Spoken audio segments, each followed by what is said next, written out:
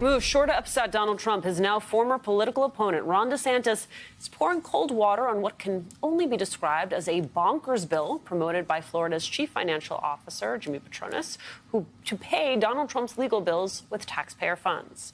Patronis, who is a member of Ron DeSantis' cabinet, said the Freedom Fighters Fund would provide up to $5 million in, quote, financial support to Florida residents running for president who face legal, partisan, political attacks by the Department of Justice or state attorneys. There's just one issue for the sycophants looking to fund the legal defense of the man indicted on 91 felony counts with Floridian taxpayer dollars. The state's governor, who Trump spent the last year referring to as Ron DeSanctimonious. DeSantis quickly reacted to the proposed bill, suggesting he'd use his veto pen to prevent the bill from taking effect. During our conversation, State Attorney for Palm Beach County, Florida, Dave Aronberg Alexi, is also back with us. Dave, seems like DeSantis saved his best attacks on Donald Trump for after his presidential campaign. Alicia, who knew that DeSantis had this in him? I mean, here's a guy who, when he ran for governor, had TV commercials with his kids learning phrases like build the wall. When COVID was in its full throes, DeSantis bought 1 million doses of the drug hydroxychloroquine because Donald Trump touted it as a miracle cure. And then after months of enduring ridicule, DeSantis turns around and endorses Trump. So it took us by surprise when he said he would veto this ridiculous measure. But I guess even this went too far, that you can be on the cult, but this is really a new low in genuflecting at the Trump altar. There's just also, Dave, just something fascinating about the language would make it sound as though we're just talking about a Florida resident, like no one in particular, right? When it's very clear who was the intended audience of this. How did this bonkers thing even come together in the first place?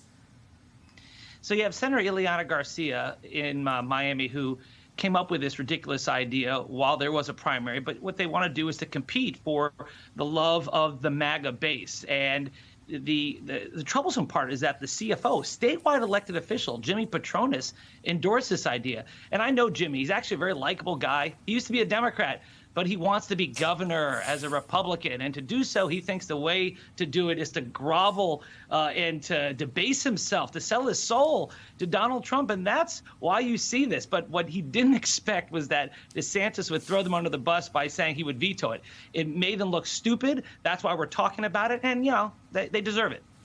Alexi, Trump's campaign, they've used a majority of their funds to sort of reckon with all of these legal bills. The AP reporting late last year, his Save America PAC paid nearly $37 million to law firms and attorneys. More than half of that PAC's total expenses. The RNC spent $1.6 million of their own funds paying Trump's legal expenses in 2021.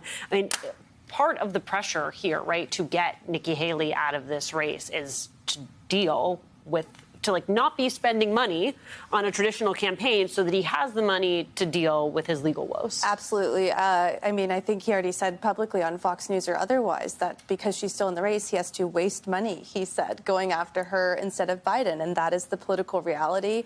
When he was first indicted by Alvin Bragg, when other members of Congress, Republican members of Congress, sent out emails trying to fundraise off of that, they had to give a small portion to Trump's super PAC. And so he's constantly been thinking of ways of how to make money from other people based on these legal woes, because he simply cannot have enough money to pay all of these things, and he needs to use his supporters to do just that for him. Right. I mean, I'm fascinated by all of this, Dave Aronberg. I'm also fascinated by just where this leaves Ron DeSantis, right? To have done so much to win the support, the adoration of Donald Trump, to have failed in that pursuit, to then come out and endorse him for the presidency despite having made some sort of veiled critiques of him as a leader, and then to have this sort of fall in your lap and say, no, this is a bridge too far. Where does Ron DeSantis go from here? That's what everyone in Florida wants to know, Alicia. We want to know what Ron DeSantis are we going to see, because he can't run for governor again. His wife, I think, is clearly interested perhaps in succeeding him. And so what's next? I think what happens is he's coming back to Florida as governor for a couple more legislative sessions, and there's going to be hell to pay. He's going to go after the Republicans who didn't have his back, who supported Trump. And I think this is a signal. That's where he's going to go. Maybe there'll be some triangulation. I don't know. But there are not a lot of options for Ron DeSantis, because the two U.S. senators in our state, Rick Scott and Marco Rubio, are both Republicans. They're pretty popular within their party. So this may be just to see where it goes, like on the seat of his pants. Hey, I'm going to do what I think is right now, no matter what the political consequences. So it could be interesting.